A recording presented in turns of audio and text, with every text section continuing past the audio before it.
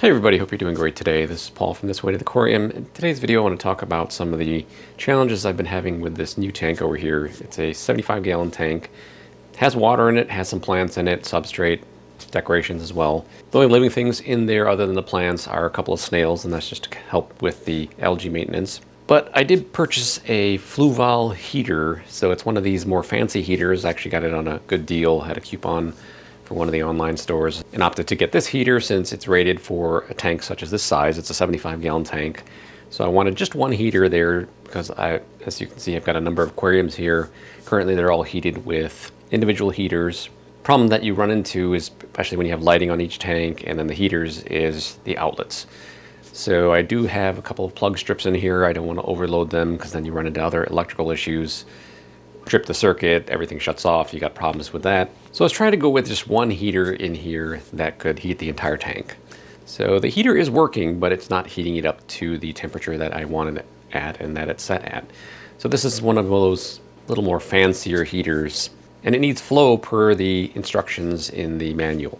So let's take a look at the tank and then I'll describe where it was set up and what are the plans for it. So there you can see the heater. Initially, I did have it installed in the corner there. It actually has a corner mount. There also it did not do well at all. Kept giving me an error that the flow was low. So even though I had this sponge filter pretty close by, obviously it wasn't enough flow. So I moved it towards this part of the tank here, towards the right 25% of the tank. And just to give it a little more space, a little more flow there. So I've got two sponge filters on each side. One over there, and one over there. These sponge filters are air driven. So obviously the air does not move a lot of water compared to, say, a mechanical filter, whether it be a hang on the back or canister filter or some other internal filter. So with this heater, what I did end up doing is I looked on the reviews online. That's one of the things I recommend too, is if you have a aquarium product, you're having issues with it. Obviously in this case I was well past the return period. So what I end up doing is then looking at the reviews just to see what they say. And so there are some similar complaints that, hey, yeah, that the flow needs to be pretty good on this in order to get it going. And I did see somebody suggest using an air stone, basically mounting an air stone underneath it and just letting the air bubbles go up from underneath and help with the flow. And so they had no issues after that. So that's a thought, but what I intend to do instead is remove this filter, put it in another tank for now, and then install an internal mini power filter. So the power filter I plan on installing, it's smaller, not necessarily suited for a 75-gallon tank, but more my goal is just to get some water flow in front of this. Again, it's going to be using up one of my outlets. That's one of the reasons I run sponge filters on all of these tanks. That's one less outlet if I'm using that. I'm just using the one plug for the air pump that pumps this entire room versus a plug for each individual filter in these tanks. That'll end up taking up a lot of outlets. So I didn't want to get anything too fancy for that tank over there filter-wise. So I did end up picking up an internal filter from Amazon, about $20. It's basically, it's an in-tank filter. So the only thing that goes out is the power cord. So it's internal. I did look at the reviews for this, and there were some people who mentioned that they didn't think it filtered very well because the sponge is too porous. So let's open it up and take a look at what we've got with it. So I did get the filter out of the box. It's about 4 or 5 inches total in length. So obviously for a 75-gallon, it's not intended to be used as the primary filter. I'm going to keep one of my sponge filters in there and then just going to swap this out. So as the reviews suggested, that it's pretty porous, so it doesn't filter a lot.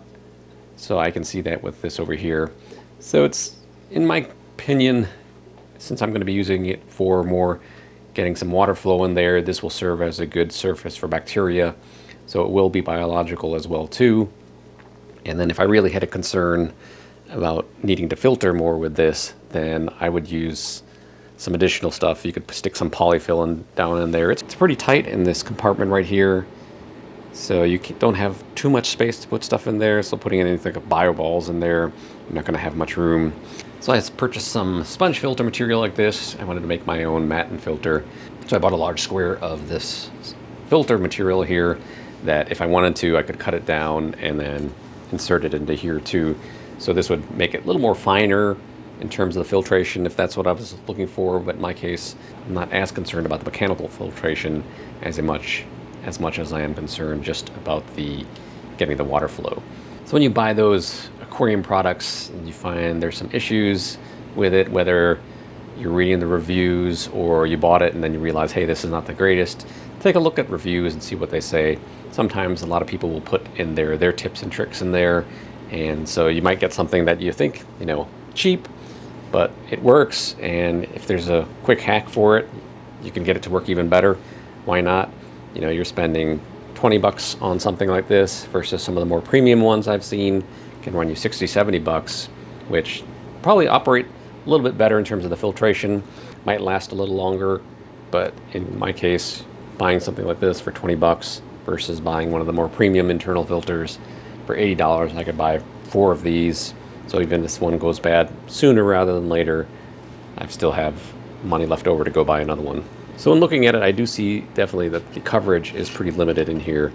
So whereas this is the filter itself, they've got these lines over here, intake lines where the water can come in, as well it comes in from the bottom. But as you can see, this does not go in all the way. And actually, if I were to push it down all the way, then there's some gap at the top too, so I can see it picking up more water and doing less filtration. So I'm probably going to end up cutting a piece off that filter in there and just sticking it on top of this over here just to add a little more filtration to it. But overall, for my needs and purposes, not a very big deal, because like I said, mainly I want it for the water flow. You can plug in an air line that it comes with, and you can add some aeration as well if you need it. In my case, I'm not going to add aeration to this particular one since I've already got another sponge filter in there that's going to do the aeration part for me. So it's just going to have a straight through tube, be stuck on the corner over there on the side of the glass, and then pointed directly at the heater, and hopefully that gets enough flow so the heater is able to operate a little more efficiently. So I did cut some of that black foam, inserted it into the opening over here, and then as you can see, it's covering that. The blue foam is still in there. It's a little more porous, which is fine. If I really wanted to, I could cut a couple of layers in there and just insert it down. Make it a little more challenging for cleaning the filter to get it out, since only the bottom opens up. You can open up the top over here just to take the motor off to clean the motor housing. But like I said, this should work for me. I don't expect it to be needing that much cleaning. So it's good to go. I'm going to go pop it in the tank, and then we'll see how that heater operates from here. If you like this video so far, please hit that like button so others can find it too. So that would be one of the last steps that I need to do with this aquarium, is just make sure that the heater is running properly, efficiently, heating up the entire tank, and then after that I will start getting the fish to put in this tank. So I've got a couple different species in mind, still looking at them, looking at the different sources. Got to go visit some local stores here as well too, to see if they have what I want in stock. But once everything is running smoothly for at least a couple days, then I'll start that process of getting the fish in. So I got the filter installed, flowing right now. You can see it kicked up quite a bit of mulm and debris. So it's blowing directly across the heater over here. We'll see how it improves or doesn't necessarily improve the temperature in this tank. So right now it's still showing 73. My instant read thermometer also reads around 73. So we'll see how it does. And the filter that was there, sponge filter, I did drop it down in this Chilled Chromis tank here just to keep it running. Fry are a little skittish right now since there's a new object in their tank. We'll come back here in a couple hours, couple days, just to see if the temperature changes or not.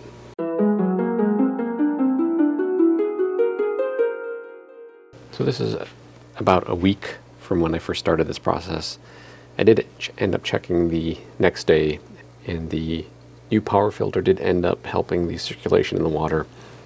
As you can see, it might be hard here to, let's see if I can get a focus on it. So it's showing 77 degrees right now on the thermometer, and it's in the green. So with this heater, when it's showing blue color, as you might have seen in the prior clips, blue means it's too cold. If it's showing red, that means then it's too hot. So in my case, it was blue. It was showing around 75 degrees. Wasn't getting up to 77 where it's supposed to be, like it's set now. So basically just overnight, I installed that power filter over there. Started creating a good enough flow. You can see the roots from this plant stretching due to the flow of the water. So all in all, definitely was a flow issue for this heater. Needs more flow. And so let's take a look at the instant read here and see what it says. So here I'm at about 76.6 on the other end over here. Let's get closer here and see on this end. About 70, also 76.6 on this end.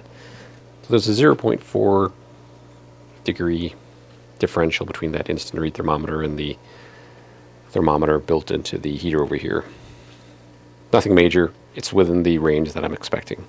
So all in all, the tank is now ready. I do need to do another water change. And then, as you can see, there's some evaporation over there, just as part of the water change. I'll top it off. And then this tank will be ready for fish. So in this case, the hack worked and worked pretty well. While I would have preferred to keep all sponge filters in there, just one less outlet that I have to use in order to get the tank properly heated with this heater, adding that flow over there in terms of that mini filter, internal filter, it's going to be useful for this tank. So as mentioned, now that the tank is ready, just needs another water change, and then I'll be ordering some fish to populate this tank. So all in all, it was a pretty cost-effective hack, just getting an additional $20 power filter, internal power filter, that's going to serve as a more for biological filtration. It will do a little bit of mechanical filtration in there, taking particulate out, but I've got another filter in there as well too to help for that. So let me know your thoughts in the comments below. What sort of hacks have you done in your aquariums, and were they successful or not? What was the purpose of the hack, and how did it end up? That's all I have for this video. Thank you for watching, and I'll see you in the next video.